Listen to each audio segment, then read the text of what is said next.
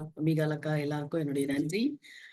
இணைந்திருக்கிற உங்க எல்லாருக்கும் கூட என்னுடைய வாழ்த்துதலை நான் தெரிவித்துக் கொள்கிறேன். இன்றைக்கு கடைசி நாளைக்குள்ள இந்த முதல் ஃபர்ஸ்ட் கொரிந்தியன்ஸை வந்து நம்ம தியானிக்க வந்திருக்கிறோம். இந்த ஃபர்ஸ்ட் கொரிந்தியன்ஸ் வந்து புரிந்து கொள்கிறதுக்கும் கொஞ்சம் கடினமான பகுதியாக இருந்தாலும் கர்த்தர் நமக்கு அவருடைய கிருபைகளை தந்து நம்மளை ஆசீர்வதித்து ஆண்டவர் கற்றுத்தந்து கொண்டிருக்கிறார். தொடர்ந்து இந்த நாளிலே தேவ பிரசனத்துல நம்ம காத்திருந்து ஆண்டவர் கற்றுத்தருகிற காரியங்களை நம்ம ஏற்றுக்கொள்வோம். ஒருவேளை இதுல வந்து 14ஆம் அதிகாரம் வரைக்கும் நம்ம பார்த்த காரியங்கள் எல்லாம் நம்ம இருக்குது. ஒரு வாட்டி நம்ம அதை நினைவு கூர்ந்து கொண்டு நம்ம மறுபடியுமாக இந்த நாளில கற்றுக்கொள்ள வேண்டிய காரியங்களுக்குள்ளாக நம்ம கடந்து செல்லலாம். ஒருவேளை முதல் நாள்களை படிச்ச காரியங்கள் நம்ம இதை மீண்டும் மீண்டும் எதுக்கு நம்ம ஞாபகப்படுத்திக்கிறோம் அப்படின்றதுனா, அல்லாட்டி நம்மளுக்கு வந்து மறந்துரும். அதனாலதான் அதை வந்து மீண்டும் மீண்டும் நம்ம ஞாபகப்படுத்திக் கொள்றோம். நீங்க எல்லாம் பரீட்சை எழுத போறீங்க, கண்டிப்பா படிப்பீங்க வேற. இத வந்து நம்ம விமர்சிக்கிறதுக்கு முன்னாடி வந்து நம்ம பாராட்டணும். யாரையாவது பத்தி நம்ம மனசுல குறை தெரியுது அப்படின்னு சொன்னா, அவங்கள முதல் வந்து பாராட்டி விட்டு, ஆக்சுவலா அதுக்கப்புறம் தான் நம்ம வந்து அவங்களுக்கு கற்றுக் கொடுக்க வேண்டியத கற்றுக் கொடுக்கணும் அப்படின்னு சொல்லி நம்ம வந்து அல்லது அவங்கள வந்து நம்ம விமர்சிக்கணும் அப்படின்னு சொல்லி இந்த பகுதியில நம்ம கற்றுக்கொண்டோம். அதே மாரி சிலுவையின் பாதையை குறித்து அறிந்து கொண்டோம். தேவாலயத்துல இருக்கிற எல்லா விசுவாசிகளையும் நம்ம வந்து பாராட்டவும், மதிக்கவும், அதாவது எங்க திருச்சபை தான் எனக்கு அப்படின்னு இல்லாம, எல்லா திருச்சபைகளோட விசுவாசிகளையும் கர்த்தர் தான் அவர் வந்து நம்ம எல்லாருமே ஆண்டவருடைய ஒரே அங்கமா இருக்கிறோம் என்கிறதெல்லாம் நம்ம பின்னாடி அதிகாரங்கள படிச்சிருக்கிற மாதிரி, எல்லாரும் ஏற்றுக்கொள்ளவும், உண்மையாய் ஆண்டவருக்காக இருக்கிறவர்களை அங்கீகரிக்கவும், மதிக்கவும் நம்ம கற்றுக்கொள்ளணும்னு பார்க்கிறோம். அப்புறம் ஆ ஊழியக்காரர்கள்ல கூட நம்ம ஊழியம் செஞ்சு நம்ம மூலமா வளர்க்கப்பட்டவர்கள் வேற ஏதாவது ஒரு இடத்துல ஒரு மீட்டிங்க்கு போயிட்டாங்கன்னா, நம்ம ஒண்ணும் வருத்தப்படக்கூடாது. ஆண்டவர் வந்து யார வேணாலும் வச்சு நீர் பாய்ச்சி அவங்கள வளர்க்கலாம். ஸோ அது ஆண்டவருடைய சித்தம். அதனால நம்ம வந்து எல்லாரையும் பவுலைப் போல ஏற்றுக்கொள்ளணும் அப்படின்றது தான். அதே மாரி தேவன் ராஜ்யத்தினுடைய வேலையில வந்து குவாலிட்டியா செய்றது வந்து ரொம்ப முக்கியம். நான் எவ்ளோ செய்திருக்கிறேன் ஆண்டவருக்காகன்னு சொல்றத விட, நான் எவ்ளோ வந்து அத தரத்தோடு செய்திருக்கிறேன் அப்படின்றது ரொம்ப முக்கியம். பவுல் வந்து ஒரு தகப்பனைப் போல அந்த மக்கள் இடத்துல பேசினாரு அப்படின்னு சொல்லி நம்ம பார்க்கிறோம். ஸோ 5ஆம் அதிகாரத்திலேருந்து 7ஆம் அதிகாரத்துல உள்ள பகுதியை நம்ம பார்த்தோம் அப்படின்னு சொன்னா, அதுல வந்து நம்ம கற்றுக்கொண்டது வந்து பரிசுத்தத்தை குறித்து, அதாவது திருச்சபையினுடைய தூய்மை. அதுதான் ரொம்ப முக்கியம். இவங்க எனக்கு பிடிச்சவங்க, அதனால இவங்க தப்பு செஞ்சா நான் சொல்ல மாட்டேன் அப்படின்னு சொல்லி நம்ம யாரையும் கண்டிக்காம இருந்து விடக்கூடாது. திருச்சபையினுடைய வழிபாட்டிலே, திருச்சபையினுடைய ஒழுங்கிலே அந்த பரிசுத்தம் என்பது எவ்வளோ அவசியம் அப்படின்றத நம்ம பார்த்தோம். ஸோ நம்மளோட சர்ச்ல அப்படி தப்பு செய்றவங்கள நம்ம நேரடியாக கண்டிக்க வேண்டும் என்று சொல்லி அந்த இடத்துல ஒ ஆணித்தரமாக பவுல் சொல்கிறத நம்ம பார்த்தோம். அதே மாரி நம்மளுக்கு எது வந்து எல்லாமே சரியானது தான் நம்ம ஆண்டவருடைய பிள்ளைகளா ஒரு வேளை செய்து கொண்டிருக்கலாம். ஆனா, அது லாபகரமானதாக இருக்கிறதா ஆண்டவருக்குள்ள வளருகிறதற்கு அல்லது ஆண்டவர் விரும்புகிற செய்கிறதற்கு அப்படின்றத யோசித்து பார்த்து செய்றது ரொம்ப ரொம்ப முக்கியம். அதே மாரி கணவனுக்கும் மனைவிக்கும் இடையிலான பாலியல் ஒரு உறவு என்பது ஒரு கடமை அப்படின்னு சொல்லி பார்த்தோம். பவுல் வந்து கடவுளுடைய கட்டளைகள வந்து எப்படி சொல்றாரு, அவருடைய சொந்த கருத்துக்கள எப்படி விவரித்து, அதை வித்தியாசப்படுத்தி சொல்லுகிறார் அப்படின்றதையும் நம்ம பார்த்தோம். அடுத்ததா உள்ள 8லிருந்து 10 அதிகாரத்துல சகோதரன் இடரடையச் செய்கிற மாதிரி நம்ம எந்த செயலிலேயுமே ஈடுபடக்கூடாது. அந்த இறைச்சியை சாப்பிடுகிறது, மற்ற காரியங்களை குறித்தெல்லாம் நம்ம பார்த்தோம். அதுவும் கர்த்தருக்கு சேவை செய்பவர்களுக்கு நம்ம நிதி உதவி வழங்க வேண்டும் அப்படின்றத குறித்து பார்த்தோம். விசுவாசிகளுக்கு மட்டுமே கடவுளின் வேலையை ஆதரிக்கிற உரிமை உண்டு. ஆகையினால நமக்கு ஆண்டவர் ஒரு பெரிய பொறுப்ப குடுத்திருக்கிறாரு. ஊழியங்களை தாங்க அப்படின்னு சொல்லி நம்ம கற்றுக்கொண்டோம். அப்புறம் நம்ம எதை செய்தாலும் அந்த காரியம் தேவனை மகிமைப்படுத்துகிறதாக இருக்கிறதா, நம்ம பேசுற வார்த்தையோ அல்லது செய்கையோ, நம்முடைய கூடுகைகளோ, நம்முடைய கொண்டாட்டங்களோ எல்லாமே கர்த்தரை மகிமைப்படுத்துகிறதாக இருக்கிறதா அப்படின்றதா பார்த்து நம்ம செயல்படுத்தணும் அப்படின்னு சொல்லி நம்ம கற்றுக்கொண்டோம். நேற்றைய தினத்துல வந்து இந்த பெண்கள் தேவாலயத்துல தலையை ஏன் மறைக்க வேண்டும்? ஏன்னா, அவங்க மனிதனுடைய மகிமையா இருக்கிறாங்க. தேவாலயத்துல தேவன் மாத்திரம் தான் மகிமைப்படணும். அதனால தான் அப்படின்னு சொல்லி நம்ம பார்த்தோம். அதே மாரி நம்ம எல்லாரும் திருச்சபையில ஒரே உடல்ல நம்ம நம்ம எல்லாரும் வந்து அதே ஒரே அப்பத்துல நம்ம பங்கு பெறுறதுனால, நம்ம எல்லாருமே கிறிஸ்துவனுடைய ஒரு அங்கமா இருக்கிறோம். அதனால ஒரு பார்ட் ஆஃப் த பாடி கஷ்டப்பட்டா கூட நம்ம அவங்கள குறித்து நம்ம கரிசனை கொள்ளணும், உதவி செய்யணும் அப்படின்னு சொல்லி பார்த்தோம். அதே மாரி வரங்கள் வந்து எல்லாம் நெறைய வரங்கள் இருக்குது. ஆனா நம்ம எந்த வரங்களை குறித்து போட்டி படாம, நம்ம ஒத்துழைத்து எல்லா வரங்களையும் தேவ நாம மகிமைக்காக பயன்படுத்த வேண்டும் என்பத நம்ம கற்றுக்கொண்டோம். அதே மாரி வரங்கள் மிகவும் சக்தி வாய்ந்தவை. ஆனா அன்பு இல்ல அப்படின்னு சொன்னா, நம்ம என்ன வரங்கள நம்ம பெற்றவர்களா இருந்தாலும், அதனால ஒரு பிரயோஜனமும் இல்ல. ஏன்னா அது ஆன்மாவையே கெடுத்துவிடும் அப்படின்னு சொல்லி நம்ம பார்க்கிறோம். கடைசியில வந்து தேவாலய கூட்டத்துல வந்து எல்லாமே ஒரு ஒரு தீர்க்க தரிசனம் சொல்லப்பட்டுச்சு அப்படின்னு சொன்னா அதனுடைய விளக்கத்தை அவர்கள் சொல்ல வேண்டும். அல்லது ஒரு அந்நிய பாஷையில் யாராவது பேசுகிறார்கள் என்று சொன்னால் ஒரு கூட்டத்துல அதனுடைய வியாக்கியானத்தை அவங்க சொல்ல வேண்டும். அந்த அப்படிப்பட்ட காரியங்கள் பக்தி விருத்திக்கு ஏதுவாக செய்யப்பட்டதாக இருக்க வேண்டும். அதுவும் மாத்திராம அதுக்கு தான் ஆண்டவர் இந்த இந்த கிஃப்ட்ஸ வந்து குடுத்திருக்கிறாருன்னே நம்ம வந்து நேத்து பார்த்தோம். ஒருவேளை சவாலோடு கூட வாழ்கிறவர்கள் அல்லது ஆறுதல் அளிக்கிறவர்களுக்காக அல்லது ஊக்கப்படுத்துவதற்காக இந்த கிஃப்ட்ஸ வந்து திருச்சபையில வந்து கர்த்தர் குடுத்திருக்கிறாரு அப்படின்னு சொல்லி பார்த்தோம். இன்னைக்கு நம்ம 15, 16ஆம் அதிகாரத்தை குறித்து நம்ம பார்க்க போறோம். 15ஆம் அதிகாரத்துல வந்து உயிர்த்தெழுதலை பத்தி நிறைய மரண காரியங்களுக்கு நம்ம போகும் பொழுது அப்படிப்பட்ட ஆராதனைகளில இந்த உயிர்த்தெழுதலை பத்தி நம்ம வந்து நாம ரொம்ப கேட்டிருப்போம் அப்படின்னு சொல்லி நான் நினைக்கிறேன். இது வந்து இயேசுவின் உயிர்த்தெழுதல் இருக்கிறதுனால, நமக்கு அந்த உயிர்த்தெழுதலின்ல எவ்வளோ தூரம் நமக்கு நம்பிக்கை வைக்கணும். அந்த உயிர்த்தெழுதல் நிமித்தமா நமக்கு இருக்கிற உயிர்த்தெழுதல் எவ்வளவு நிச்சயப்படுத்தப்பட்ட ஒன்று அப்படின்றது தான் இந்த 15ஆம் அதிகாரத்துல வந்து அவர் விளக்குகிறாரு. இயேசு கிறிஸ்துவின் உயிர்த்தெழுதலை பற்றிய உண்மைகளை வந்து அவர் சொல்றார். ஃபர்ஸ்ட் 2 வசனத்துல வந்து அவர் இந்த 15ஆம் அதிகாரத்துல நீங்க பார்த்தீங்கன்னா, அவர் வந்து பவுலின் நற்செய்தி வந்து ஒரு அறிவிப்பினுடைய முன்னுரையா இருக்கு. சுவிசேஷத்தை பத்தி என்னன்றத அவர் சொல்றாரு. அதுல வந்து நான் உங்களுக்கு பிரசங்கித்த சுவிசேஷத்தை மறுபடியும் உங்களுக்கு தெரியப்படுத்துகிறேன். நீங்களும் அதை ஏற்றுக்கொண்டு அதுல நிலைத்திருங்கள் அப்படின்னு சொல்றாரு. அப்புறம் வந்து நீங்கள் அதை கைக்கொண்டிருந்தால் அதனாலே நீங்கள் ரட்சிக்கப்படுவீர்கள். மற்றபடி உங்கள் விசுவாசம் விருதாவா இருக்குமே அப்படின்னு சொல்லிட்டு சுவிசேஷனா என்ன அப்படின்னு சொல்லி சொல்றாரு. நான் அடைந்ததும் உங்களுக்கு பிரதானமாக ஒப்புவித்ததும் என்னவென்றால் கிறிஸ்துவானவர் வேத வாக்கியின்படி நமது பாவங்களுக்காக மரித்து அடக்கம் பண்ணப்பட்டு வேத வாக்கியின்படி 3ஆம் நாள் உயிர்த்தெழுந்து கேபாவுக்கும் பின்பு 12 தரிசனமானார். அதன் பின்பு அவர் 500 அந்த 5வது வசனம் 4வது 3, 4 இந்த 2 வசனம் தான் காஸ்பல். நம்ம யாருக்காவது சக்குன்னு காஸ்பல் சொல்லணும்னா இந்த 2 வசனத்தை மனப்பாடமா வச்சிருந்தோம்னா இதுல வச்சு நம்ம என்ன பண்ணிடலாம், சுவிசேஷத்தை அழகா சொல்லிடலாம். ஆண்டவர் வந்து இந்த 2 வசனங்களின் மூலமா பவுல் அப்போஸ்தலன் வந்து அந்த சுவிசேஷத்தின் சாராம்சத்தை வந்து சொல்றாரு. வேத வாக்கின்படி நம்முடைய பாவங்களுக்காக மன்னித்து அடக்கம் பண்ணப்பட்டு வேத வாக்கின்படியே 3ஆம் நாள்ல என்ன பண்ணிட்டார் அவரு, உயிரோட எழும்பிட்டார். ஏன் கேபாவுக்கு தரிசனம் ஆனது மாத்திரம் எழுதுறாரு, அந்த லேடிஸ்க்கு தரிசனம் ஆனது ஏன் எழுதல அப்படின்னு சொல்லி நம்ம ஒரு வேளை யோசிக்கலாம். அந்த சமுதாயத்துல அதாவது அந்த கிரேக்க கொரிந்திய மக்கள் நிறைந்த அந்த கொரிந்து சபையில வந்து பெண்கள் வந்து அவ்வளவாக அவர்களுக்கு வந்து முக்கியத்துவம் கொடுக்கப்படாத ஒரு சூழ்நிலையில அவர் அந்த இடத்துல வந்து பெண்களை பத்தி எழுதுறதுக்கு வந்து இது பண்றாரு அப்படின்னு சொல்லி ஒரு கமெண்டேட்டர் வந்து எழுதுறாரு. அதுக்கப்புறம் என்ன சொல்றாரு அப்படின்னா, பேதுருக்கு தரிசனமானதை பத்தி சொல்றாரு. அதைத் தொடர்ந்து சகோதரருக்கும் ஒருவேளை தரிசனம் 500 பேருக்கு மேல அவர் வந்து தரிசனம் வராரு. அதுக்கப்புறம் இந்நாள் வரைக்கும் அவங்க கூட சிலர் இருக்கிறாங்க. இவர் எழுதும்பொழுது அவங்க இருந்திருந்திருக்கிறாங்க. சிலர் மாத்திரம் நித்திரை அடைந்தார்கள். பின்பு யாக்கோபுக்கும் அதன் பின்பு அப்போஸ்தலருக்குள்ளும் தரிசனமானார். எல்லாருக்கும் பின்பு அகால பிறவி போன்ற எனக்கும் தரிசனமானார். நான் அப்போஸ்தலர் எல்லாரிடத்திலும் சிறியவனா இருக்கிறேன். தேவனுடைய சபையை துன்பப்படுத்தினதுனாலே நான் அப்போஸ்தலன் என்று பெயர் பெறுவதற்கு பாத்திரம் அல்ல. ஆகிலும் நான் இருக்கிறது கிருபையினாலே இருக்கிறேன் அப்படின்னு எழுதுறார். அதாவது இயேசுவினுடைய உயிர்த்தெழுதலின் சான்றுகளுக்கு இத்தனை பேர் இருக்கிறாங்க. இவ்வளவு பேருக்கு கர்த்தர் உயிர்த்தெழுந்து அவங்களுக்கு எல்லாம் தரிசனம் ஆயிருக்கிறாரு. அதனால உயிர்த்தெழுதல் உண்மை அப்படின்னு சொல்லி அவர் சொல்றாரு.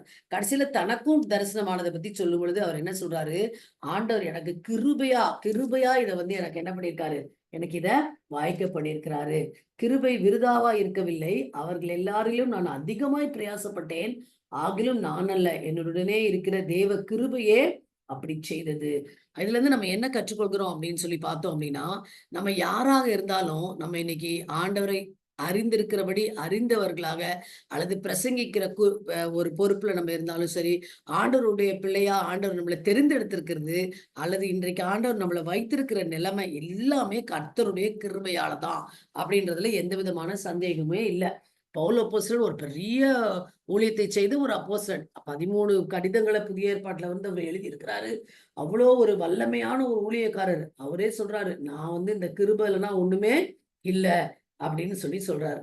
அடுத்த பகுதியை நம்ம பார்த்தோம் அப்படின்னு சொன்னா அதுல வந்து உயிர்த்தெழுதலினுடைய பொருத்தம், இயேசு கிறிஸ்து உயிர்த்தெழுதல் நிமித்தமா உண்டான அந்த ஒரு பொருத்தத்தை பத்தி அவர் எழுதுறார். 12, 13 வசனங்களை நம்ம பார்த்தோம்னா, கிறிஸ்து மரித்தோரிலிருந்து எழுந்தார் என்று பிரசங்கிக்கப்பட்டிருக்க, மரித்தோரின் உயிர்த்தெழுதல் இல்லை என்று உங்களில் சிலர் எப்படி சொல்லலாம்? அந்த கிரேக்கர்கள் வந்து மரித்தோரின் உயிர்த்தெழுதலை நம்பாதவர்களா இருந்தாங்க. யூதர்களும் நம்பாதவர்களா தான் இருந்தாங்க. அப்ப இவங்கெல்லாம் கன்வெர்ட் ஆகி தான் அந்த கொரிந்திய திருச்சபை வந்து அன்னைக்கு நிறுவப்பட்டது. அப்போ நீங்க வந்து இன்னும் வந்து நம்பாம இருந்தீங்கன்னா எப்படி? அப்படின்னு அவர் சொல்றாரு. மரித்தோரின் உயிர்த்தெழுதல் இல்லாவிட்டால் கிறிஸ்துவும் எழுந்திருக்கவில்லையே.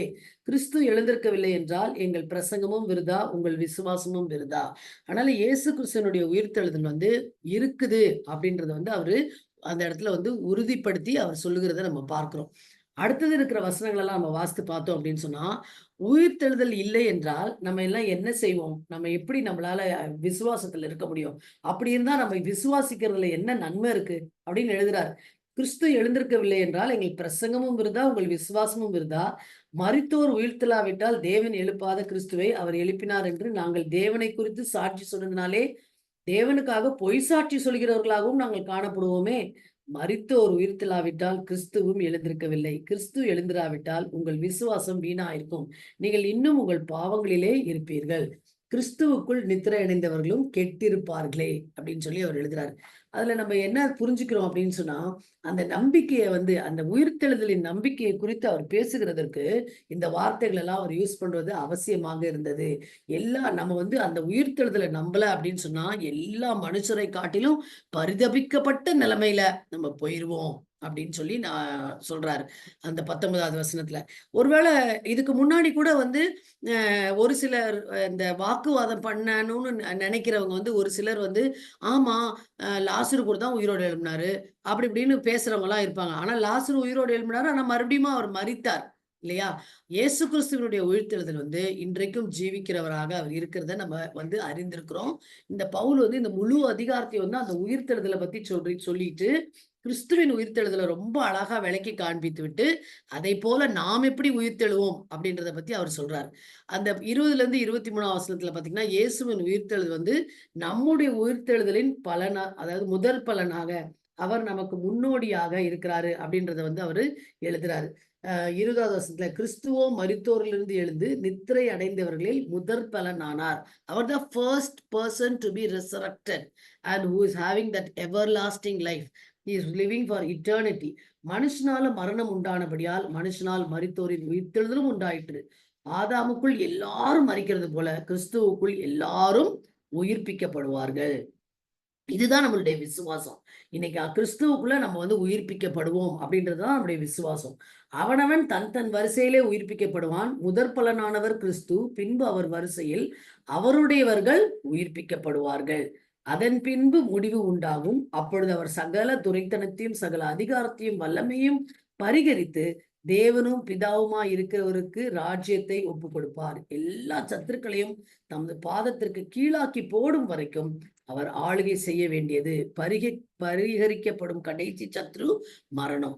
சோ பிதா அவரிடத்துல கொடுக்கப்பட்ட அந்த பொறுப்பை அவர் நிறைவேற்றி அந்த மரணத்தை ஜெயித்த அந்த சம்பவத்துலதான் அவர் வந்து வெற்றி சிறக்கிறவர் ஆனாரு அப்படின்னு சொல்லி நம்ம பார்க்கிறோம்.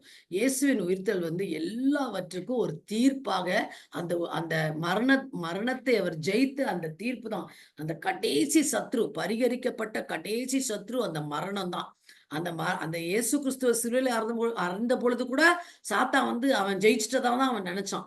ஆனா இயேசு கிறிஸ்து உயிரோடு எழுந்த பொழுதுதான் சத்ருவானவன் கூட அந்த இடத்துல வெல்லப்பட்டிருக்கிறத நம்ம பார்க்கிறோம். அதனாலதான் இந்த இடத்துல போட்டிருக்கு, பரிகரிக்கப்படும் கடைசி சத்ரு மரணம். எல்லா துரைத்தனங்களையும், எல்லா அதிகாரத்தையும், எல்லா வல்லமையையும் ஆண்டவர் வந்து என்ன பண்ணிட்டாரு? அவருடைய பாதத்தின் கீழே கொண்டு வந்து விட்டார். ஆகையினால அவர் எப்படி ஜெயித்திருக்கிறாரோ அதே ஜெயத்தை நமக்கு என்ன பண்ணிருக்கிறாரு? அவர் சொந்தமாக்கி தந்துட்டு போயிருக்கிறாரு. அததான் இந்த இடத்துல பவுல் அழகா சொல்றாரு. தொடர்ந்து வாசிக்கும் பொழுது உயிர்த்தெழுதலுடைய கொள்கையை நம்புவதற்கு இன்னும் சில காரணங்களை நமக்கு தரார். சகலத்தையும் அவருடைய பாதத்திற்கு கீழ்ப்படுத்தினாரே ஆகிலும் சகலமும் அவருக்கு கீழ்ப்படுத்தப்பட்டது என்று சொல்லியிருக்கும் பொழுது சகலத்தையும் அவருக்கு கீழ்ப்படுத்தினவர் கீழ்ப்படுத்தப்படவில்லை என்பது வெளியரங்கமா இருக்கிறது. சகலமும் அவருக்கு கீழ்ப்பட்டிருக்கும் போது தேவனே சகலத்திலும் சகலமுமாய் இருப்பதற்கு குமாரன் தாமும் தமக்கு சகலத்தையும் கீழ்ப்படுத்தினவருக்கு கீழ்ப்பட்டிருப்பார். பிதாவாகிய தேவனை தான் உயர்த்தி அந்த இடத்துல இந்த இடத்துல வந்து எழுதியிருக்குது. சோ ஆண்டவர் வந்து மரணத்தை ஜெயித்து எல்லாத்தையும் தனக்கு கீழ்ப்படுத்தினார் இயேசு கிறிஸ்து. ஆனா பிதாவானவருக்கு அவர் கீழ்ப்படிந்து தான் இருந்தாரு. மேலும் மரித்தோர் உயிர்த்தெழாவிட்டால் மரித்தவர்களுக்காக ஞானஸ்நானம் பெற்றவர்கள் என்ன செய்வார்கள்? மரித்தவர்களுக்காக ஏன் ஞானஸ்நானம் பெறுகிறார்கள்? நாங்களும் ஏன் எந்நேரமும் நாசமோசத்திற்கு ஏதுவாய் இருக்கிறோம். இதுல நீங்க பார்த்தீங்க அப்படின்னு சொன்னா, அந்த காலத்துல வந்து ஒரு பழக்கம் இருந்துச்சாம். ஞானஸ்நானம் எடுக்காம மரித்துட்டாங்க அப்படின்னு சொன்னா, அவங்களுக்காக உயிரோட இருக்கிறவங்க வந்து ஞானஸ்நானம் எடுத்துக்குவாங்களாம். அதனால தான் இந்த கேள்விய வந்து அவர் கேட்கிறாரு அந்த இடத்துல. நானும் அனுதினமும் சாகிறேன். அதை நம்முடைய கர்த்தராகிய இயேசுவினாலே உங்களைக் குறித்து நான் பாராட்டுகிற மேன்மையைக் கொண்டு சத்தியமாய் சொல்லுகிறேன். நான் எபேசுவிலே துஷ்ட மிருகங்களுடனே போராடினேன் என்று மனுஷர் வழக்கமாய் சொல்லுகிறேன். அப்படி போராடினதுனாலே எனக்கும் பிரயோஜனம் என்ன? மரித்தோர் உயிர்த்தெழாவிட்டால் புசிப்போம், குடிப்போம், நாளைக்குச் சாவோம் என்று சொல்லலாமே. ஒரு ஒரு ஒரு ஒரு எய்ம்லெஸ் அல்லது ஒரு பிரயோஜனமற்ற வாழ்க்கை வாழ்றோம் அப்படின்னு நம்ம சொல்லிடலாமே. ஆனா இந்த மாதிரி நம்மளுடைய சரீரத்துல வந்து அந்த மரணத்தின் கூறுகள் வந்து இருக்கதான் செய்யுது. ஆனா அந்த மரணம் வந்து நம்மளுக்கு ரொம்ப அவசியம். ஏன்னா அந்த மரணத்த நம்ம ஏற்றுக்கொண்டா தான் உயிர்த்தெழுதலில் நம்ம பங்கு பெற முடியும். ஆனா நீங்க மரித்தோருக்காக நீங்க என்ன செய்யாதீங்க? ஞான ஸ்நானத்தை எடுக்காதீங்க. அது வந்து பிரயோஜனமற்றது அப்படின்னு சொல்றார். நான் பாராட்டுகிற மேன்மையை கொண்டு சத்தியமாய் சொல்லுகிறேன் அப்படின்னு உறுதியா அவர் சொல்றாரு. அதாவது மரணம். நான் வந்து மரணத்தின் விளிம்புக்கு போய் போய் தான் வரேன். இந்த எபேசுல இருக்கும்போது குஷ்ட மிருகங்களால கூட நான் வந்து அட்டாக் பண்ணப்பட்டிருக்கிறேன். அப்படின்லாம் அவர் எழுதுறாரு. ஆனா என்ன அதுலனால எனக்கு என்ன பிரயோஜனம்? மரித்தோர் உயிர்த்தெழாவிட்டால் தான் நம்மளுக்கு என்ன கிடையாது? நம்மளுக்கு வந்து நம்பிக்கை கிடையாது. ஆனா இன்னைக்கு அந்த மரித்தோரில் உயிர்த்தெழுதல் இருக்கிறதுனால, சும்மா புசிப்போம், குடிப்போம், வாழ்வோம், சாவோம் அப்படின்னு பேசுறதுல ஒரு அர்த்தமும் இல்ல. அப்படின்னு சொல்றாரு. அதான் சொல்றாரு, மோசம் போகாதிருங்கள். ஆகாத சம்பாஷணைகள் நல்லொழுக்கங்களை கெடுக்கும். நெறைய பேர் இன்னைக்கு சொல்லுவாங்க தெரியுமா? எப்படி இருக்கீங்க? ஆமா இருக்கேன் போங்க. ஏதோ எழும்புறேன், சாப்பிடுறேன், சாவு வரும்போது சாவுவேன். அப்படின்னு சொல்லுவாங்க. அப்படி சொல்ல வேண்டிய ஒரு துக்கமான ஒரு காரியம் மரணம் அல்ல. மரணம் வந்து ஒரு ஒரு நம்மளுக்கு வந்து ஒரு அருளப்பட்டிருக்கிற ஒரு பெரிய பாக்கியம். We close our eyes here and we open our eyes in eternity. அது வந்து ஒரு பெரிய பாக்கியம் அப்படின்றத அவர் சொல்றாரு.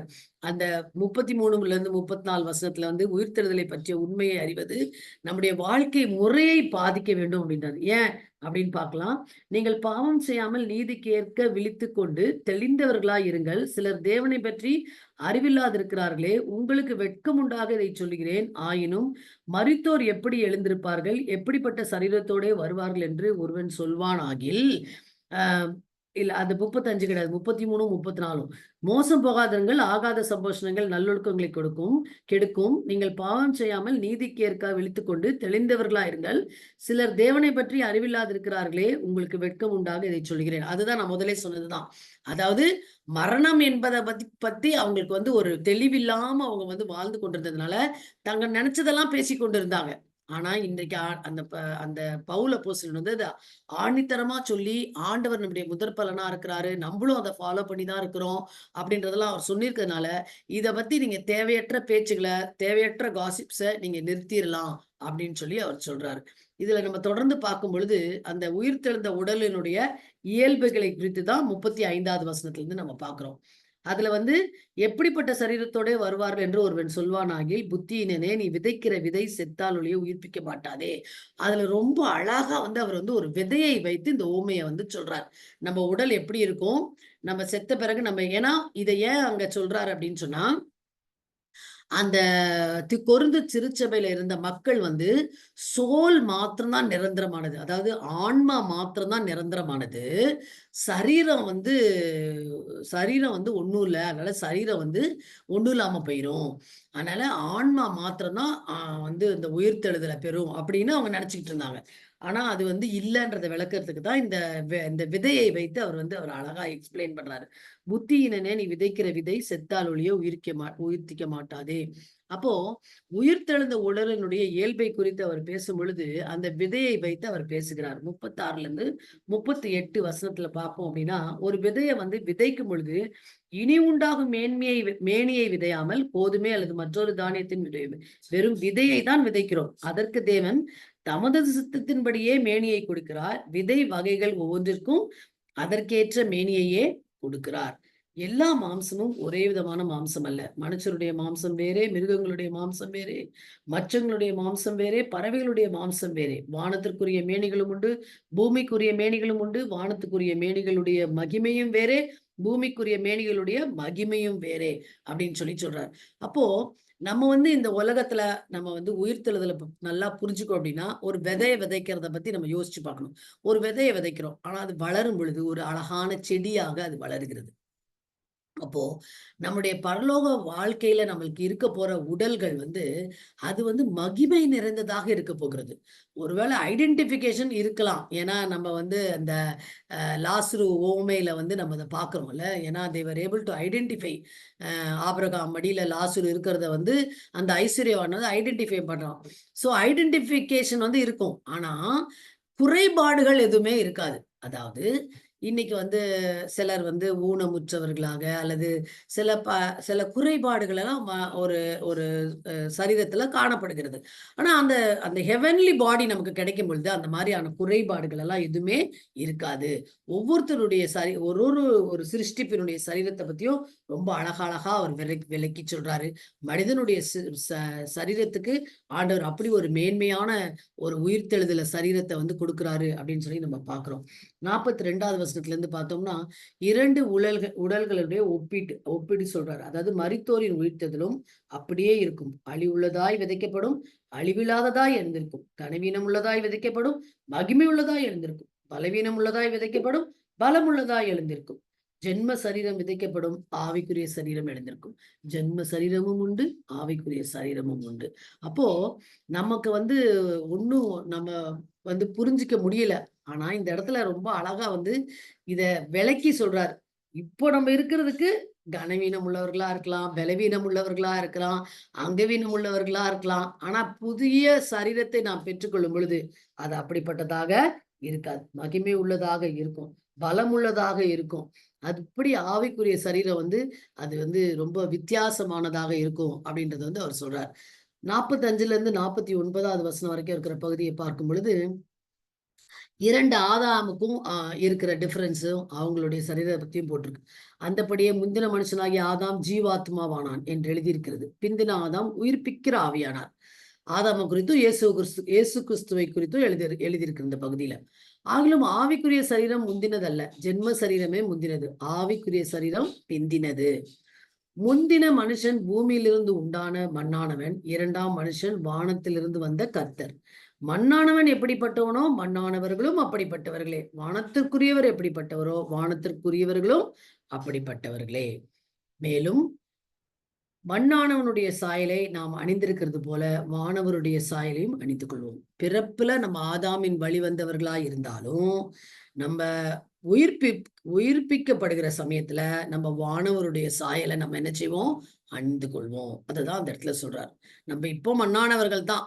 ஆனா மரித்து உயிர்த்தெழும் பொழுது அந்த வானவருடைய சாயல் நமக்கு அளிக்கப்படும் அப்படின்னு சொல்லி இருக்குது. அடுத்தது நீங்க பாத்தீங்க அப்படின்னு சொன்னா உயிர்த்தெழுதலுக்கு தேவை, அது ஏன் அவசியம் அப்படின்னு எழுதுறார் 50ல இருந்து 53ல. சகோதரரே, நான் சொல்லுகிறது என்னவெனில், மாம்சமும் இரத்தமும் தேவனுடைய ராஜ்யத்தை சுதந்திரிக்க மாட்டாது. அழிவுள்ளது அழியாமையை சுதந்திரிப்பதில்லை. இதோ ஒரு ரகசியத்தை உங்களுக்கு அறிவிக்கிறேன். நாம் எல்லாரும் நித்திரை அடைவதில்லை. ஆகிலும் கடைசிய காலம் துணிக்கும் பொழுது ஒரு நிமிஷத்திலே, ஒரு இமைப்பொழுதிலே நாம் எல்லாரும் மறுரூபமாக்கப்படுவோம். எக்காலம் துணிக்கும். அப்பொழுது மரித்தோர் அழிவில்லாதவர்களாய் எழுந்திருப்பார்கள், நாமும் மறுரூபமாக்கப்படுவோம். எப்படி ஒரு தெளிவோடு எழுதுறாருல அந்த மரித்தோரின் உயிர்த்தெழுதலை பற்றி. எனக்கு இதை படிக்கும்போது ரொம்ப ஆச்சரியமா இருந்துச்சு. நம்மள மாதிரி தானே அவரும் இருந்திருப்பாரு, நம்மள மாதிரி தானே அவருக்கு அந்த பீரியட் இருந்திருக்கும். ஆனா ஆண்டவர் எவ்வளோ தெளிவுகளையும் எவ்வளோ அவருடைய அந்த உயிர்த்தெழுதலை பத்தி எவ்வளோ அழகா பவுல் மூலமா எழுதியிருக்கிறாரு, எவ்வளவு கற்றுக் கொடுத்திருக்கிறார் அப்படின்றதெல்லாம் ஆச்சரியமா இருந்துச்சுல. அழிவுள்ளதாகிய இது அழியாமையும், சாவுக்கு ஏதுவாகிய இது சாவாமையும் தரித்து கொள்ள வேண்டும். அதுதான் நம்மளுடைய ஒரு நோக்கமா இருக்கணும். நம்ம அந்த மண்ணான சாயலை விட்டு அந்த விண்ணவருடைய சாயலை அறிந்து கொள்வதற்கு தகுதியான ஒரு வாழ்க்கையை இப்போ வாழ்றவங்களா இருக்கணும். நம்ம இப்ப எப்படி வாழ்றோமோ அதுதான் it will determine whether we are going to eternity. நித்தியத்துக்கு போறோமா இல்லையான்றது இன்னைக்கு வாழ்ற வாழ்க்கை தான் நிர்ணயிக்க போகுது. அதனால ஜாக்கிரதையா இருக்கணும். உயிர்த்தெழுதல் என்பது மரணத்தின் இறுதி தோல்வி ஆகும். அதாவது பரிகரிக்கப்பட்ட சடைசி சத்ரு மரணம்னு போட்டிருக்குல்ல, இந்த இடத்துலயும் அதே தான் அந்த பவுலப்போஸ்தலன் வந்து எழுதுறார். 54லிருந்து 57. அழிவுள்ளதாகிய இது அழியாமல் சாவுக்கு ஏதுவாகிய சாவையும் தரித்துக் கொள்ள வேண்டும். அதுக்கப்புறம் 55ல வரும்போது, மரணமே உன் கூர் எங்கே? பாதாளமே உன் ஜெயம் எங்கே? மரணத்தின் கூர் பாவம், பாவத்தின் பலன் நியாயப்பிரமாணம். நம்முடைய கர்த்தராகிய இயேசு கிறிஸ்துவினாலே நமக்கு ஜெயம் கொடுக்கிற தேவனுக்கு ஸ்தோத்திரம். எப்படி ஒரு நம்பிக்கையோடு கூட முடிக்கிறார் பாருங்க. நம்ம வந்து ஜெயம் பெறுவோம், மரணத்தை நம்ம ஜெயிப்போம். அதே அவர் எப்படி கடைசி சத்ருவாகிய மரணத்தை வந்து அவர் ஜெயித்தாரோ அதே மாதிரி நம்மளும் உயிர்த்தெழுதலுல இந்த மரணத்தை நம்ம ஜெயிப்போம். கடைசியில என்ன எழுதுறாருன்னா, உயிர்த்தெழுதலின் விதி என்பது நாம் இப்போது இறைவனுக்காக எப்படி நிற்கிறோம் என்பதுதான். அதான் நான் முதலே சொன்னேன்.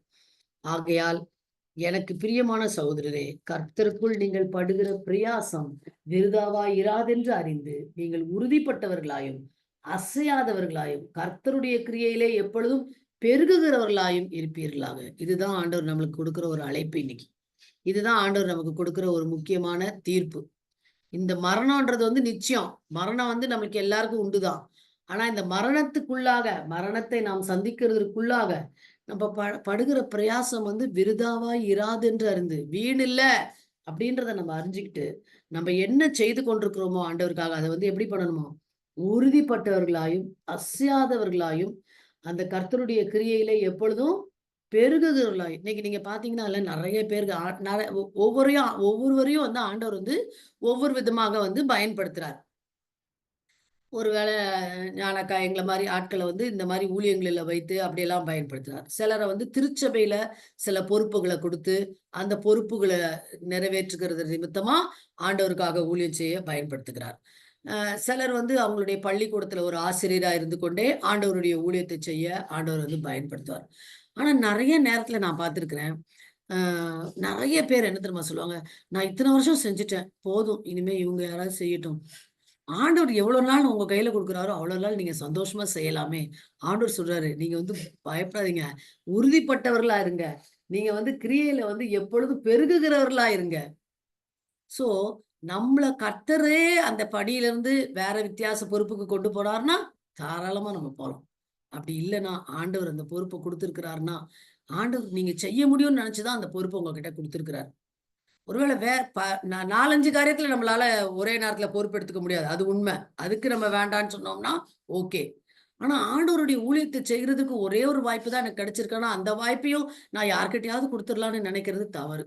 ஏன்னா ஆண்டவர் சொல்றாரு, அவருடைய அந்த என்னது உயிர்த்தெழுதலின் நம்பிக்கையோட கூட நம்ம இருக்கும் பொழுது, எனக்கு பிரியமான சகோதரரே, கர்த்தருக்குள் நீங்கள் படுகிற பிரயாசம் விருதாவா இராதென்று அறிந்து, அது வேஸ்ட் இல்ல அப்படின்னு நீங்க அறிஞ்சு, என்ன சின்ன சின்ன காரியத்த ஆண்டவருக்காக செய்றீங்களோ, எங்கேயோ 4 பேருக்கு பாட்டு அன்னைக்கு ஒரு ஒரு ஆன்டி வந்து ஒரு குரூப்ல வந்து ஒரு இது அனுப்பிச்சிருந்தாங்க. அதாவது ஒரு சின்ன பிள்ளைங்கலாம் சேர்ந்து அ பாடுற ஒரு பாட்டு. ரொம்ப அழகா அந்த சின்ன பிள்ளைங்க வந்து பாடியிருக்காங்க அந்த பாட்ட. அந்த பாட்ட அந்த ஆன்டி அனுப்பிச்சுட்டு, அந்த ஆன்டி சொன்னாங்க, "என் என் சகோதரி தான் இந்த இந்த சின்ன பிள்ளைங்கள வந்து இந்த பாட்டு பாடுறதுக்கு வந்து ட்ரெயின் பண்றா. அவ ஹஸ்பண்ட் இறந்த பிறகு இந்த ஊழியத்த வந்து அவளுடைய ஊழியமா யோசித்து, அவளுடைய சர்ச்சில இருக்கிற கொஞ்சம் பிள்ளைங்களுக்கு தான் வீட்ல கூப்பிட்டு வச்சு, பாட்டு பாட வச்சு, அத ரெக்கார்ட் பண்ணி அனுப்பியிருக்கா" அப்படின்னு. அதாவது யு யோசிக்கவே முடியல நம்மளால. அதாவது ஆண்டவர் ஒவ்வொருத்தரும் எப்படி பயன்படுத்துறாருன்றத பார்க்கும்பொழுது, நம்மள வந்து நம்ம வந்து கண்டிப்பா ஆண்டவருக்கு வந்து பிரயோஜனமாக இருக்க முடியும். ஸோ அதுதான் பிரயாசம் விருதாவா இராதென்று அறிந்து உறுதிப்பட்டவர்களாயும், அசையாதவர்களாயும், கர்த்தருடைய கிரியையிலே எப்பொழுதும் பெருகுகிறவர்களாயும், இன்னைக்க விட நாளைக்கு நான் இன்னும் கொஞ்சம் ஊழியம் செய்யணும். இன்னும் கொஞ்சம் ஆண்டவருக்காக செய்யணும். அந்த நம்மகிட்ட எப்பவுமே இருக்கணும். நம்ம தெரிந்து கொள்ள வேண்டியது என்ன அப்படின்னா, நம்ம இறக்க சம்மதிக்காத வரை வாழ முடியாது. If you want eternity, we have to definitely die. அதனால மரணத்தை குறித்து யாரும் என்ன செய்ய வேண்டியதில்ல, பயப்பட வேண்டிய அவசியமே இல்ல அப்படின்னு சொல்லி இந்த பகுதி நமக்கு சொல்லிக் கொடுக்குது. அடுத்ததாக 16வது அதிகாரத்துக்குள்ள நம்ம வருகிறோம். அது வந்து ஒரு கடைசியா எல்லாத்தையும் கலெக்ட் பண்ணி ஒரு தொகுப்பா அப்படி முடிக்கிறத வந்து நம்ம பார்க்கிறோம். He robs up the letter. இதுல வந்து இந்த கடிதத்த வந்து அவரு முடிக்கிறதுக்கு முன்னாடி வந்து, அவருக்கு ரொம்ப இருந்த கவலைகள குறித்து அவர் எழுதுறாரு. அந்த காணிக்கைய சேகரித்து ஒரு தேவைக்காக அந்த கொரிது பட்டணத்திலருந்து சேகரிச்சு, ஜெருசலேமுக்கு அனுப்புறத பத்தி எழுதுறாரு. ஸோ அவர் அப்புறம் நெறைய பேருக்கு தேங்க் பண்ணி எல்லாம் எழுதுறத வந்து நம்ம பார்க்குறோம். இதுல முதல் வசனங்கள நீங்க பார்த்தீங்கன்னா, அவர் வந்து ஒரு 16ஆம் அதிகாரத்துல வந்து இந்த முடிவுகள எழுதும் பொழுது, the collection for the Jerusalem church, எருசலேம் தேவாலயத்துக்கான ஒரு சேகரிப்ப பத்தி எழுதுறாரு. அதோடு கூட எருசலேமுக்கு வந்து அந்த பரிசை அனுப்புவதை குறித்து எழுதுறாரு. இந்த முதல் 4 வசனத்துல. இதுல நம்ம என்ன பார்க்குறோம் அப்படின்னு சொன்னா, இது வந்து இத இன்னும் கொஞ்சம் விளக்கணுன்றக்காக கடைசி நிமிஷத்துல தான் இந்த செயல நான் ஆட் பண்ணேன் ஆக்சுவலா. எருசலேம் தேவாலயத்துல வந்து ஒரு பயங்கர வறுமையும், ஒரு பெரிய ஒரு ஃபேமைன், அதாவது ஒரு பஞ்சமும் உண்டாயிருச்சு. அந்த பஞ்சம் உண்டான உடனே, அந்த எருசலேம் தான் வந்து ஆக்சுவலா முதல்ல வந்து ஜெருசலேம் சர்ச்சு, ஜெருசலேம் கவுன்சில் தான் ஜூஸ்க்கு வந்து ஒரு பெரிய முக்கியமான இடம். அந்த இடத்துல பெரிய பஞ்சம், அந்த இடத்துல ஒரு பெரிய வறுமை வந்துருச்சு அப்படின்னோனே, அவங்களுக்கு உதவி செய்யணுன்றத வந்து பவுல் வந்து யோசிக்கிறார். அதனால நீங்க வந்து நான் வந்து கலெக்ட் பண்ணிக்கிறேன். நீங்க வந்து வாரந்தோறும் நீங்க வந்து என்ன பண்ணுங்க, கலெக்ட் பண்ணி சேர்த்து வைங்க. அப்படின்னு சொல்லி அவர் எழுதுறார். அந்த இடத்துல எழுதி அந்த ரோமர்ஸ் 15ஆம் அதிகாரத்துல நீங்க வாசித்து பார்த்தீங்கன்னா, நீங்க கலெக்ட் பண்ணி வைங்க. நான் வந்து அத வாங்கிட்டு போயி குடுக்குறேன் அப்படின்னு சொல்றார். அதே மாரி அப்போஸ்தலர் 21ஆம் அதிகாரத்துல நீங்க பார்த்தீங்கன்னா, அவர் வந்து அந்த அந்த பரிசுகள வந்து வாங்கிட்டு வந்தத போய் அந்த எருசலேம் இடத்துல வந்து அவர் குடுக்குறார். ஸோ இந்த முதல் 4 வசனம் வந்து அததான் சொல்லுது. பரிசுத்தவான்களுக்காக சேர்க்கப்படும் தர்ம பணத்தை குறித்து நான் கலாத்தியா நாட்டு சபைகளுக்கு பண்ணின திட்டத்தின்படியே நீங்களும் செய்யுங்கள். நான் வந்திருக்கும் பொழுது பணம் சேர்க்குதல் இல்லாதபடிக்கு, நான் வந்த பிறகு நீங்க கலெக்ட் பண்ண வேண்டாம். உங்களில் அவனவன் வாரத்தின் முதல் நாள் தோறும் தன் தன் வரவுக்கு தக்கதாக எதையாகிலும் தன்னிடத்திலே சேர்த்து வைக்க கடவன். நான் எப்போ வரனோ நான் வாங்கிக்கிறேன். ஆனா நீங்க வார வாரம் என்ன பண்ணுங்க? காச சேகரிச்சு குடுங்க. நான் வரும்போது உங்கள் உபகாரத்தை எருசலேமுக்கு கொண்டு போகும்படிக்கு, நீங்கள் தகுதியுள்ளவர்களாக குறிக்கிறவர்கள் எவர்களோ, அவர்களிடத்தில் நிருபங்களை கொடுத்து அவர்களை அனுப்பேன். நானும் போகத்தக்கதானால் அவர்கள் என்னோடே கூட வரலாம். அந்த இடத்துல வந்து அவர் ஆக்சுவலா வந்து பைபிள் கமெண்டேட்டர்ஸ் எழுதுறாங்க, தீமோத்தேயுவ வந்து அவர் அனுப்பலாம் அப்படின்னு யோசிக்கிறாரு அப்படின்னு சொல்லி பார்க்குறோம். அது அவருக்கு ரொம்ப கூடயே இருந்த ஒரு ஊழியன் அவரு. அதனால நீங்க அவர நீங்க அங்கீகரிப்பீங்கன்னா, நான் அவர வேணா அனுப்புறேன். அல்லாட்டி நான் கூட வருவேன் அப்படின்னு சொல்லி, நான் இல்லாட்டி என் கூட கூட்டிட்டு வரேன் அப்படின்னு சொல்லி அந்த இடத்துல வந்து இந்த உதவிக்காக அந்த கொரிந்து சபையின் இடத்துல அவர் கேட்கிறத வந்து நம்ம பார்க்கிறோம். ஸோ கடைசியா வந்து பார்த்தீங்க அப்படின்னு சொன்னா, ஒரு அழகான ஒரு முடிவ வந்து அவர் சொல்றத நம்ம பார்க்கிறோம். இறுதி வார்த்தைகள். இதுல வந்து அவர் வந்து அவர் எதுக்காக வராரு அப்படின்றத 5லிருந்து 9 உள்ள வசனம். நான் மக்கெதோனியா நாட்டின் வழியாய் போகிறபடியால் மக்கெதோனியா நாட்டை கடந்த பின்பு உங்களிடத்திற்கு வருவேன். நான் எங்கே போனாலும் நீங்கள் என்னை வழிவிட்டு அனுப்பும்படிக்கு நான் உங்களிடத்தில் சில காலம் தங்க வேண்டியதாய் இருக்கும். ஒருவேளை மழைக்காலம் முடியும் வரை இருப்பேன். இப்பொழுது வழி பிரயாணத்திலே உங்களை கண்டு கொள்ள மாட்டேன். கர்த்தர் உத்தரவு கொடுத்தால் உங்களிடத்தில் வந்து சில காலம் தங்கியிருக்கலாம் என்று நம்புகிறேன். ஆகிலும் பெந்தேகோஸ்தே பண்டிகை வரைக்கும் எபேசு பட்டணத்தில் இருப்பேன். ஏனெனில் இங்கே பெரிதும் அனுகூலமுமான கதவு எனக்கு திறக்கப்பட்டிருக்கிறது. விரோதம் செய்கிறவர்களும் அநேகர் இருக்கிறார்கள். எபேசு அதாவது இங்க கொரிந்து பட்டணத்துக்கு வர்றதுக்கு முன்னாடி அவர் எபேசு பட்டணத்துல இருக்கிறார்.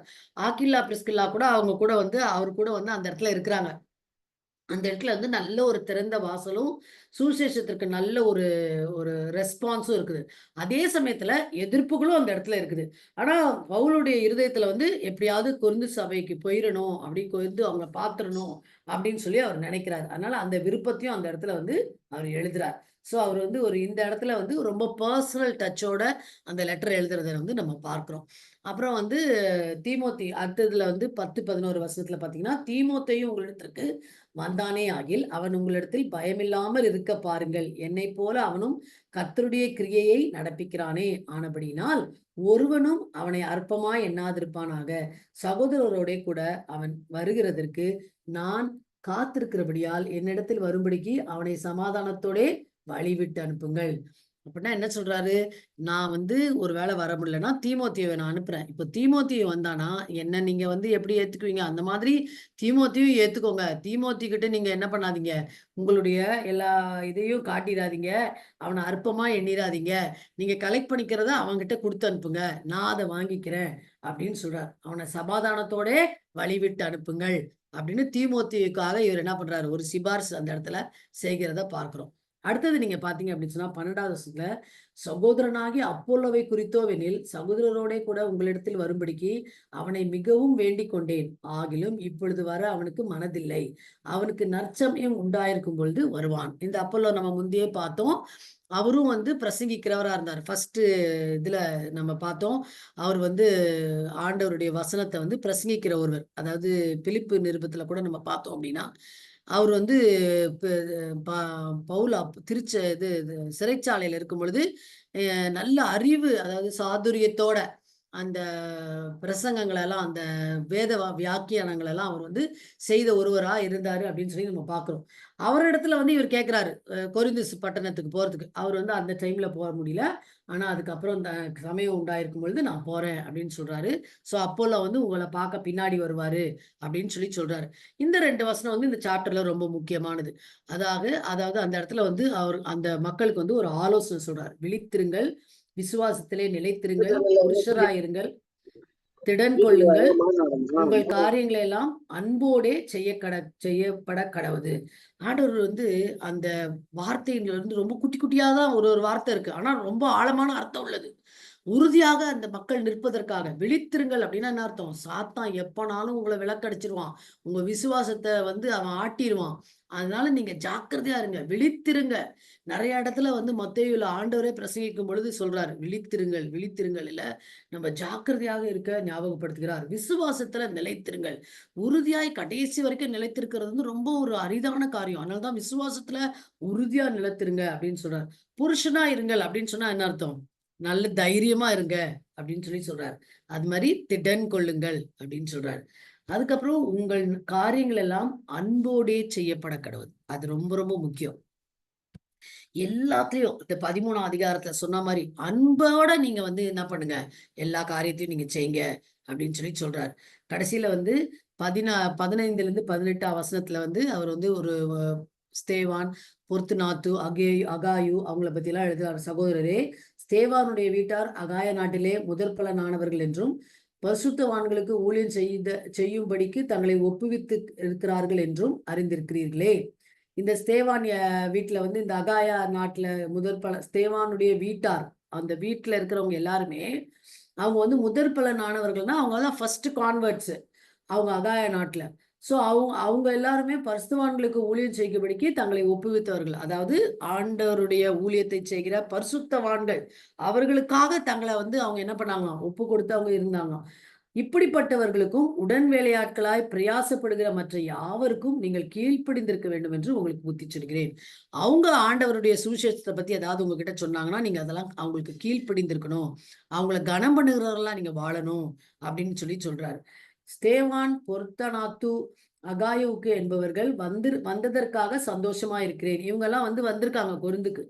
அதனால நான் சந்தோஷமா இருக்கேன். நீங்கள் எனக்கு செய்ய வேண்டியதா இருந்ததை அவர்கள் செய்திருக்கிறார்கள். அவர்கள் என் ஆவிக்கும் உங்கள் ஆவிக்கும் ஆறுதல் செய்தார்கள். இப்படிப்பட்டவர்களை அங்கீகாரம் பண்ணுங்கள். சோ ஊழியத்தின் நிமித்தமா பவுலுடைய ரெப்ரசன்டேட்டிவ்ஸா அந்த ஊருக்கு போனவங்க எல்லாம் நீங்க வந்து கனம் பண்ணி நீங்க வந்து அவங்கள அங்கீகாரம் பண்ணிக்கணும் அப்படின்னு சொல்லி அவர் அந்த இடத்த எழுதுறத வந்து நம்ம பார்க்கிறோம். அப்புறமா என்ன சொல்றாரு அப்படின்னு சொன்னா, ஆசியா நாட்டில் உள்ள சபையார் உங்களை வாழ்த்துகிறார்கள். ஆக்கில்லாலும் பிரிஸ்கில்லாலும் தங்கள் வீட்டிலே கூடுகிற சபையோடும் கூட கர்த்தருக்குள் உங்களை மிகவும் வாழ்த்துகிறார்கள். சகோதரர் எல்லாரும் உங்களை வாழ்த்துகிறார்கள். ஒருவரை ஒருவர் பரிசுத்த முத்தத்தோட வாழ்த்துங்கள். பவுலாகிய நான் என் கையெழுத்தாலே உங்களை வாழ்த்துகிறேன். அவர் வந்து போகல அப்படின்றதுனால இந்த வாழ்த்தை வந்து எப்படி எல்லாம் சொல்றாரு பாருங்க. இந்த ஆக்கில்லா பிரிஸ்கில்லால் வந்து ஆக்சுவலா எபேசு பட்டணம் வரைக்கும் இவரு பவுலோட தான் இருக்கிறாங்க. அவருடைய ஊழியத்துல வந்து ரொம்ப உறுதுணையா இருந்த ஒரு கப்பல் இந்த ஆக்கில்லா பிரிஸ்கில்லா. சோ ஆக்கில்லா பிரிஸ்கில்லாவையும் வந்து கொரிந்து மக்களுக்கு தெரியும். அதனால அவர் எழுதுறாரு, ஆக்கில்லா பிரிஸ்கில்லால் கூட உங்களை வாழ்த்துக்கிறாங்க அப்படின்னு சொல்லி. ஒருவேளை இதுல என்னது அப்போஸ்தலர் நிருபம் 18ஆம் அதிகாரத்துல பார்த்தோம் அப்படின்னு சொன்னா, முதல் 3 வசனங்கள், அந்த வசனங்களை நம்ம பார்த்தோம் அப்படின்னு சொன்னா, அந்த கொரிந்துல வந்து எப்படி வந்து இவரு அக்கிலா பிரிஸ்கில்லாவை மீட் பண்ணாரு அப்படின்றத பத்தி பார்க்கிறோம். அப்புறம் அவங்க எப்படி எபேசுக்கு அவங்களோடு கூட வந்தாங்க அப்படின்னு சொல்லி பார்க்கிறோம். ரோமர் 16, நான் அந்த ரெஃபரன்சஸ் எல்லாம் இதுல போட்டுல, ரோமர் 16 3ல இருந்து 5ல பார்க்கிறோம். அதுக்கப்புறம் கொரிந்தியன் சர்ச்ல நிறைய பேர் வந்து எப்படி இந்த கப்பலை தெரிஞ்சவங்களா இருந்தாங்க அப்படின்றது குறித்து நம்ம வாசிக்கிறோம். இன்னும் தொடர்ந்து அப்போஸ்தலர் 18ஆம் அதிகாரத்துல 18ஆம் வசனம், 26வது வசனம், இன்னும் ரோமர் 16:3, 2 தீமோத்தேயு 4:19 இந்த வசனங்கள் எல்லாம் நீங்க வாசித்து பார்த்தீங்க அப்படின்னு சொன்னா, ஆக்கிலா பிரிஸ்கில்லாளுக்கும் இந்த கொரிந்து சபைக்கும் இருந்த தொடர்பு பத்தி வந்து நிறைய அதுல வந்து சொல்லப்பட்டிருக்கிறது. அப்புறமா கடைசியில என்ன பண்றாரு, தன்னுடைய தனிப்பட்ட இறுதியான வார்த்தைகளை வந்து அவர் எழுதுறாரு. அதுல பார்க்கும் பொழுது, நான் வந்து என்னுடைய கையெழுத்தால உங்களை வாழ்த்துகிறேன். ஒருவன் கர்த்தராகிய இயேசு கிறிஸ்துவினிடத்தில் அன்பு கூறாமல் போனால் அவன் சபிக்கப்பட்டவனாய் இருக்க கடவன். கர்த்தர் வருகிறார். கர்த்தராகிய இயேசு கிறிஸ்துவனுடைய கிருபை உங்களுடனே கூட இருப்பதாக. கிறிஸ்து இயேசுக்குள்ளான என்னுடைய அன்பு உங்கள் எல்லாரோடும் கூட இருப்பதாக. எப்படி வந்து ஒரு ஃபைனல் பஞ்சோட முடிக்கிறார் பாருங்க. அவ க கிறிஸ்து கர்த்தராகிய இயேசு கிறிஸ்துவினிடத்தில் அன்பு கூறாமல் போனால் அவன் சபிக்கப்பட்டவனாய் இருக்க கடவன் அப்படின்றார். ஆண்டவருடைய அன்பு வந்து எவ்வளவு இம்பார்ட்டன்ட் ஒரு பர்சனோட லைஃப்ல. ஒருத்தர் வந்து ஆண்டவர் இடத்துல அன்பு கூறுகிறது எவ்வளவு இம்பார்ட்டன்ட் இல்ல. நம்ம அன்னைக்கு கூட பேசும்போது நான் சொன்னேன், நம்ம ஆண்டவர் இடத்துல அன்பு கூறுகிறதுனால தான் எதையுமே ஆண்டவருக்காக செய்கிறவர்களா இருக்கணும். இன்னைக்கு வந்து எனக்கு இந்த பொறுப்பு இருக்கு அதனால நான் அதை செய்ய போறேன் அப்படின்றதெல்லாம் செகண்டரியா தான் இருக்கணும். நான் இந்த ஊழியத்தினுடைய பொறுப்பு, இந்த இந்த இந்த இதை வந்து என்கிட்ட கொடுத்துருக்காங்க அதனால நான் செய்யறேன்றதை விட, ஆண்டவரை நான் நேசிக்கிறேன் அதனால இதை நான் செய்யறேன். அதுதான் இந்த இடத்துல வந்து ஆண்டவருடைய அந்த அன்புல நீங்க நிலைத்திருக்கணும் அப்படின்றத தான் ஆணித்தரமா இந்த கொரிந்து மக்களுக்கு வந்து அவர் எழுதுறார். அந்த 13, 14 வசனத்திலயும் அதுதான் அவர் சொல்றார். அதே மாதிரிதான், let all that you do be done in love. நீங்க என்ன செய்தாலும் அதை வந்து அன்புல செய்யுங்க அப்படின்னு தான் அவர் எழுதுறார். அந்த 14ஆம் வசனத்துல எழுதுறாருல, உங்கள் காரியங்கள் எல்லாம் அன்போடே கூட செய்ய கிடையாது. இது எப்படி செய்ய முடியும்? நம்ம எப்படி ஆண்டவருடைய அன்போட ஒரு காரியத்தை செய்ய முடியும்? நான் முதல்ல ஆண்டவரை நேசிச்சாதான் நான் அதே அன்போடு கூட அடுத்தவங்களுக்கு அந்த காரியத்தை வந்து நான் செய்ய முடியும். ஆண்டவரை நான் எவ்வளவு தூரம் நேசிக்கிறேனோ அந்த அளவுக்கு அடுத்தவங்களை என்னால நேசிக்க முடியும். ஆனா ஆண்டவர் இடத்துல என்னுடைய அன்பு குறைவா இருந்தது என்று சொன்னால் அடுத்தவர்கள் இடத்துலயும் என்னுடைய அன்பு குறைவாகத்தான் இருக்கும். சோ ஆண்டவரை நேசிக்கிறதுல நம்ம ரொம்ப ஜாக்கிரதையாக இருக்கணும். அப்புறம் எப்பொழுதுமே அந்த ஆண்டவருடைய கிருபை உங்களுடனே கூட இருப்பதாக. அதெல்லாம் வந்து ஒரு பாலுடைய ஃபினிஷிங் ஸ்டைல். அவருடைய லெட்டர்ஸ்ல பாத்தீங்கன்னா அதெல்லாம் அவருடைய ஃபினிஷிங் ஸ்டைல். அதே மாதிரி கிறிஸ்து இயேசுக்குள்ளான என்னுடைய அன்பு உங்களோட கூட இருப்பதாக அப்படின்னு சொல்லி முடிக்கிறார். இந்த வசனம் வந்து இந்த வார்த்தை வந்து இந்த நிருபத்துக்கே விசேஷமானது. சோ இப்படியாக இந்த பகுதியில இருந்து நம்ம கற்றுக்கொள்கிற காரியங்கள் என்ன அப்படின்னு சொல்லி நம்ம பார்த்தோம் அப்படின்னு சொன்னா, முதல்ல வந்து நான் இன்னைக்கு என்னவா இருக்கிறேன் அப்படின்றது கர்த்தருடைய கிருபையால மாத்திரம்தான். பவுல் வந்து எவ்வளோ பெரிய சாதனையாளராக இருந்தாலும் கூட அவர் அடிக்கடி சொல்றது ஒண்ணுதான், ஆண்டவருடைய கிருபையினாலதான் நான் நிலைன்னு இருக்கிறேன். நான் நிற்பதும் நிர்மூலமாகாது இருக்கிறதும் அவருடைய கிருபையே அப்படின்னு கூட எழுதுறாரு. சோ அதுதான், நம்ம நிர்மூலமாகாது இருக்கிறது அவருடைய கிருபை தான். அதே மாதிரி நாம் இறக்க சம்மதிக்காத வரைக்கும் நம்மளால வாழ முடியாது. அதுலயும் நம்ம ரொம்ப தெளிவாய் இருக்கணும். அதனால மரணத்தை குறித்த பயம் நமக்கு இருக்க வேண்டிய அவசியம் இல்ல. யாராவது மரிக்கிறார்கள் என்று சொன்னால் கூட அவங்க கிறிஸ்துவுக்குள்ள மரிக்கிறதுக்கு தான் நம்ம பிரயாசப்படணுமே தவிர, கிறிஸ்துக்குள்ள மரிக்கும் பொழுது நம்ம சந்தோஷப்படுகிறவர்களாக இருக்க வேண்டும். ஏன்னா அவங்க வந்து நித்திய ராஜ்யத்தின் சொந்தக்காரராக அவர்கள் மாறுகிறார்கள். அப்புறம் நம்ம எதை செய்தாலும் அதை அன்பினால நம்ம செய்ய கற்றுக்கொள்ள வேண்டும். அது அன்பினால செய்யப்படும் பொழுது மாத்திரம்தான் அது தேவனை மகிமைப்படுத்துகிறதாக இருக்கும். ஆண்டவரை நேசிக்கும் பொழுதுதான் அன்பினால என்னுடைய செயல்பாடுகள் இருக்கவும் முடியும். அதனால ஜாக்கிரதையாக ஆண்டவரை நான் நேசிக்கவும், அது நிமித்தமாக அன்பின் செயல்பாடுகளில நான் ஈடுபடுகிறவர்களாகவும் நம்ம இருக்கணும். இந்த 13, 14 வசனங்களை கூட நம்ம வந்து மனப்பாடம் வச்சுக்கலாம். விழித்திருந்து விசுவாசத்துல நிலைத்திருந்து புருஷரா இருங்கள், திடன் கொள்ளுங்கள். அப்படிப்பட்ட ஒரு ஒரு ஒரு கிறிஸ்தவ வாழ்க்கையை நம்ம வாழ ஆண்டவர் தாமே நமக்கு கிருபை செய்வாராக. இந்த கொரிந்து திருச்சபைக்கு எழுதின இந்த வசனங்களை கொண்டு இன்றைக்கு ஆண்டவர் நம்மளோடும் இன்னைக்கு நிறைய காரியங்களை வந்து பேசியிருக்கிறாரு. நம்முடைய திருச்சபைகளில கூட இன்னைக்கு நிறைய குழப்பங்கள் இருக்கு, நிறைய பிரிவினைகள் இருக்குது. நான் இவங்கள சேர்ந்தவன், நான் அவங்கள சேர்ந்தவன், நான் வந்து இப்படி அப்படின்னு பேசுறவங்களா இருக்குது. ஆனா ஆண்டவர் இந்த கொரிந்து திருச்சபையின் மக்கள் மூலமா நம்மளுக்கு இந்த லெட்டர் மூலமா எந்த பிரிவினைகளும் இல்லாம நம்ம எல்லாரும் கிறிஸ்துவனுடைய சரீரத்தின் அங்கம். திருச்சபை வந்து ஆண்டவருடைய சரீரத்தினுடைய ஒரு அங்கமா இருக்கிறது. அதனால இதுல இருக்கிற ஒவ்வொருத்தரும் ஒவ்வொருத்தருக்காக ஒருத்தர் நம்ம அன்புனால கட்டப்பட்டு நம்ம வந்து கரிசனை உள்ளவர்களாக நம்ம இருக்கணும் அப்படின்றத வந்து நம்ம கற்றுக்கொள்கிறோம். அதனால நம்ம வந்து எந்த அதே மாதிரி ஏதோ ப்ராப்ளம்ஸ் இருந்துச்சு அல்லது ஏதோ தப்பு பண்றவங்க இருக்காங்க அப்படின்னு சொன்னா நம்ம அதை இக்னோர் பண்ணிட்டு போயிடவே கூடாது. அதை கரெக்ட் பண்றதுக்கு நம்ம என்ன செய்யணும்? நம்ம அன்னைக்கு நம்ம பார்த்தோம், அட்லீஸ்ட் ஜெபம் பண்ண முதல்ல ஆரம்பிக்கணும். நம்ம ஜெபம் பண்ண ஆரம்பிச்சாலே செயல்படுவதற்கான வழிமுறைகளை வந்து ஆண்டவர் நமக்கு ஓப்பன் பண்ணி தருவாரு. அப்ப நம்ம சின்சியரா ஜெபம் பண்ணும்பொழுது அப்படிப்பட்ட பாவங்கள் இல்லாதபடிக்கு நம்முடைய திருச்சபை பரிசுத்தத்துல காக்கப்பட ஆண்டவர் நம்மளுக்கு வந்து இரக்கம் பாராட்டுவாரு. அது மாத்திரம் இல்லாம பவுல் எப்படி திருச்சபையினுடைய அந்த குழப்பங்கள, அந்த கேள்விகள ஹேண்டில் பண்ணி அழகா பதில் சொல்லிறாரோ, அத நம்ம நெறைய படிச்சுக்கிட்டோம் அப்படின்னு சொன்னா, நம்மளும் அத பிராக்டிஸ் பண்ணிக்கிறதுக்கு அது ரொம்ப பிரயோஜனமாக இருக்கும். ஸோ ஆண்டவருடைய அன்பினால நம்ம கட்டப்பட்டவர்களாக, இந்த அன்பை பிரதிபலிக்கிறவர்களாக, திருச்சபையிலயும் நம்ம வந்து ஒரு சாட்சியா நிற்க இந்த 1 கொரிந்தியரின் புத்தகம் நம்மளுக்கு அதிக உதவியா இருந்திருக்கும் அப்படின்னு சொல்லி நான் நம்புறேன். கர்த்தர் தாமே தொடர்ந்து இன்னும் அதிகமா இத நம்ம படிக்கும் பொழுது, இன்னும் அநேக காரியங்களை நமக்கு கற்றுக் கொடுத்து, நம்ம இன்னும் ஆண்டவருக்காக வாழ ஆண்டவர் தாமே நம்மள பலப்படுத்துவாராக. ஆமென். ஜெபிக்கலாம்.